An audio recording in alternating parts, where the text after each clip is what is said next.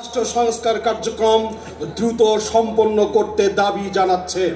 এক্ষেত্রে যেন নির্বাচনের নামে সংস্কার কার্যক্রম পিছিয়ে দেওয়া চলবে না। 2.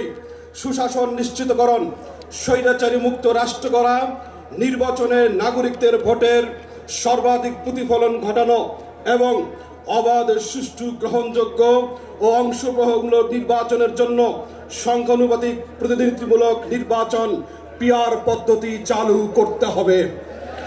সর্বোচ্চ 2 বারের বেশি প্রধানমন্ত্রী বিধান না হওয়ার চালু করতে হবে।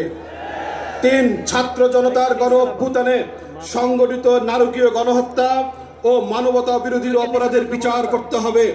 গত 16 বছরে সংগঠিত সকলের রাজনৈতিক ও প্রশাসনিক হত্যাযজ্ঞ, গণহত্যা, গুম ও মানবাধিকার লঙ্ঘনের বিচার এবং আহত নিহত পরিবারকে ক্ষতিপূরণ সহ পুনর্বাসনের ব্যবস্থা জোরালো করতে হবে।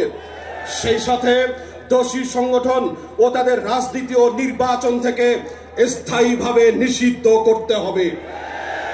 4.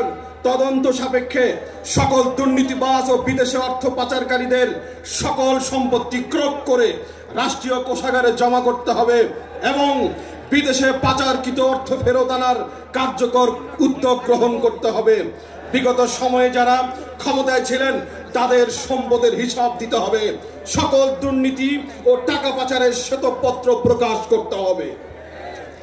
সম্মানিত উপস্থিতি, আমাদের শ্বেতপত্রের আজকের এই ঘোষণাপত্রের আরেকটি পয়েন্ট হলো বিশ্ব দরবারে বাংলাদেশের অবস্থানকে তুলে ধরতে ফিলিস্তিন সহ বিশ্বের যে কোনো প্রান্তের নিপীড়িত জনগোষ্ঠী ও বঞ্চিত জনপদের পক্ষে নিজেদের অবস্থান জানান দিতে হবে।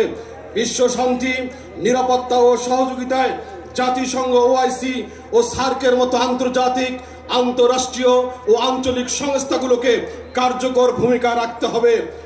সেই সাথে ইন্টারনেট পরিষেবাকে নিয়ন্ত্রিত ও পরিশীলিত করে অশ্লীলতা, বেহায়াপনা ও পর্নোগ্রাফির শৈলাভ রুখে দিয়ে ইফটিজিং, ধর্ষণ, ব্যভিচার ও অন্যান্য সকল অপরাধ প্রবণতার বিরুদ্ধে কার্যকর ব্যবস্থা গ্রহণ করতে হবে।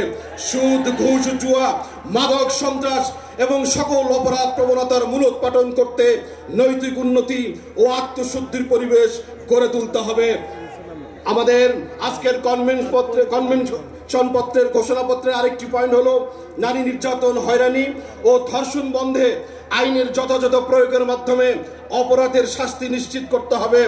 নারী বান্ধব গণপরিবহন, নিরাপদ কর্মক্ষেত্র, উন্নত স্বাস্থ্যসেবা, বিধবা, অসহায় ও গ্রামীণ নারীদের আর্থসামাজিক নিরাপত্তায় রাষ্ট্রকেই দায়িত্ব গ্রহণ করতে হবে।